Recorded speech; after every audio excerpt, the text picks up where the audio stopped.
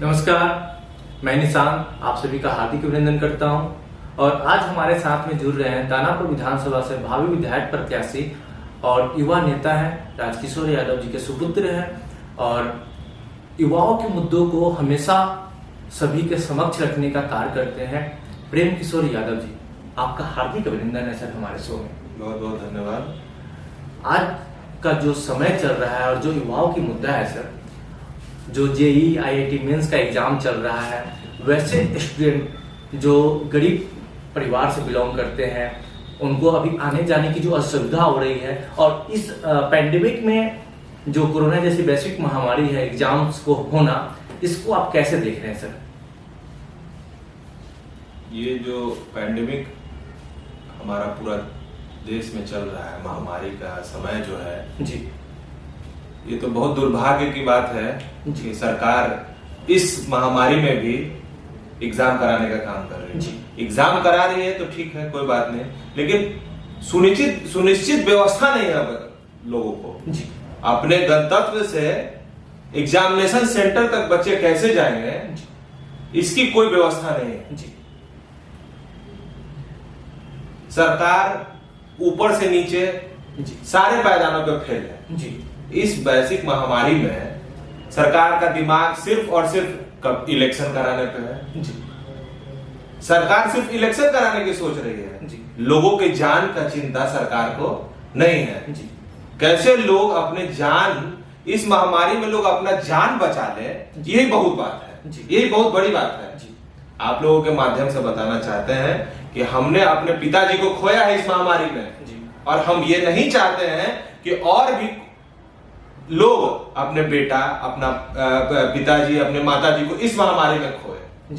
तो हम आप लोगों से निवेदन करते हैं कि कृपया घर से निकले तो proper sanitisation, mask, hand gloves लगा के निकले। और सरकार से यह निवेदन करते हैं कि बच्चे जो अपने जान को जोखिम में डालकर एग्जाम देने जा रहे हैं उनके लिए सुनिश्चित व्यवस्था कराएं ताकि वो अपने जान को जोखिम में न डाल सके। जी सर, यहाँ पे बात इस चीज के पे आकर अटक जाती है कि क्या सरकार के जो कर्मचारी हैं या उनके जो विशेषज्ञ हैं उनको इस बातों पे, इन विषयों पे सोचनी चाहिए थी कि इस समय में क्या एग्जाम को आगे ना टाला जाए? नहीं, एग्जाम को तो बिल्कुल आगे बढ़ा देना चाहिए जी। जान है तो जहान है जी। जान है तो जहान है। अगर हम रहेंगे ही नहीं तो एग्जाम क्या लेंगे?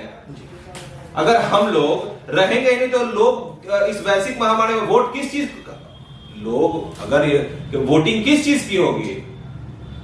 हम लोग अगर रहेंगे ही नहीं तो वोटिंग किस चीज की होगी भाई? जी। लोग लगे हुए हैं, पूरे सरकारी तंत्र लगा हुआ है कि नहीं अब इलेक्शन करवाएंगे जी। तो किसका इलेक्शन करवाइएगा? गांव का गांव साफ हो जाएगा जी। अब एयर टू एयर मूवमेंट हो रहा है जी। एयरबॉर्न स्प्रेड हो रहा है जी। कोरोना। सर, यहाँ पर एक विषय और सामने आ रही है कि जो कॉलेजों में अभी नए रिजल्ट्स आए हैं प्लस 2 के स्टूडेंट्स का माफ कीजिएगा, जो कॉलेज के स्टूडेंट्स का नया नामांकन हो रहा है, कॉलेजों में भारी मात्रा में भीड़ लग रही है और जिस प्रकार से बिहार में जांच प्रॉपर वे में नहीं हो रहा है, प्रॉपर तरीके में नहीं हो रहा है। मंगल पांडे जी ट्विटर पर लिखते हैं, ट्रेंड करते हैं कि आज 32 लाख किट खरीदे गए हैं और एंटीजन टेस्ट किए जा रहे हैं, लेकिन क्या ये पर्याप्त है? जो कॉलेजों में हमारे देश के भविष्य आ रहे हैं नए नए एडमिशंस के लिए और उनकी भीड़ को जो लग रही है, ना सही से उनका मार्गदर्शन किया जा रहा है, सर इस पे आपकी क्या राय है? सारी सरकारी व्यवस्था फेल है जी।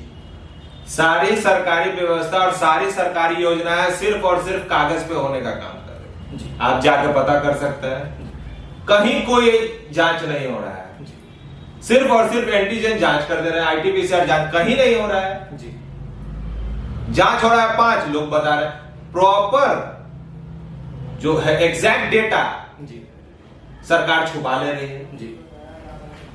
हमारे नेता प्रतिपक्ष, युवाओं के धड़कन श्री तेजस्वी प्रसाद यादव जी ने इस मुद्दे को पुरजोर तरीके से उठाया जी कि जांच हो और जो भी कोरोना पॉजिटिव लोग होते हैं उनके स्वास्थ्य को अच्छे तरीके से देखा जाए जी।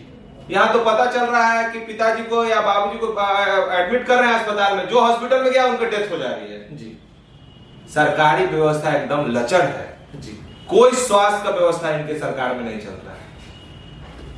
क्या सजेस्ट करना चाहते हैं आप, एक विपक्ष की पार्टी के एक भावी उम्मीदवार हैं दानापुर विधानसभा से, तो ऐसे समय में क्या सजेस्ट करना चाहेंगे सरकार को?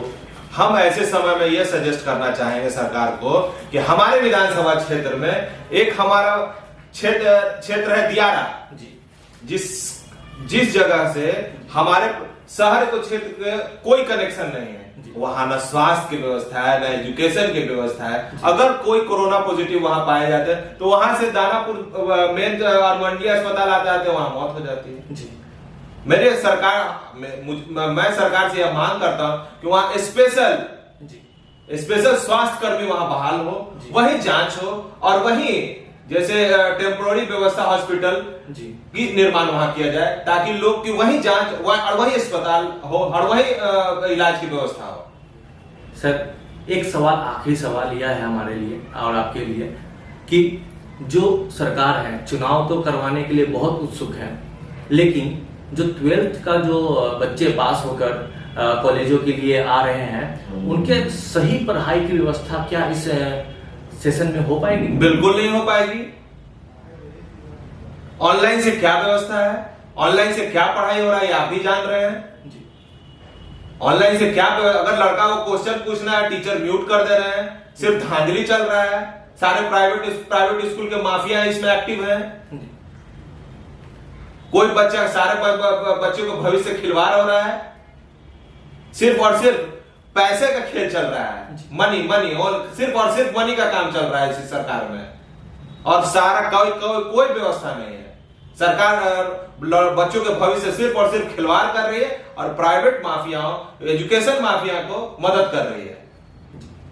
तो दर्शकों, आपने अभी सुना प्रेम किशोर यादव जी को, और इन्होंने बड़े ही गंभीर आरोप और लगाए हैं सरकार के ऊपर में कि क्या पढ़ाई एक ऐसा विषय है भारत में, एक ऐसी जगह है जहां शिक्षा को आप नॉन प्रॉफिटेबल ऑर्गेनाइजेशन माना गया है, तो शिक्षा का व्यवसायीकरण नहीं कर सकते हैं। और यहाँ पर जो ऑनलाइन क्लासेस हो, बड़े बड़े स्कूल्स हो, कॉलेजेस हो, वहां से ऑनलाइन एजुकेशन के नाम पे पढ़ाई करवाई जाए। कोई पढ़ाई नहीं हो रहा ऑनलाइन एजुकेशन के नाम पर।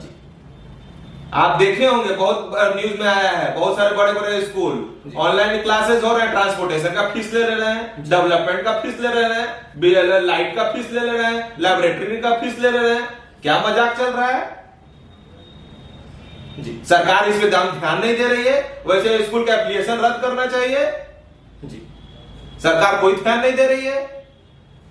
बिल्कुल सर, तो आपने सुना कि सरकार बिल्कुल विफल है और ऐसे मुद्दे को जग जाहिर होना चाहिए, और जेईई आईआईटी मेंस के परीक्षा के लिए छात्रों के हित में आवाज उठाए हैं।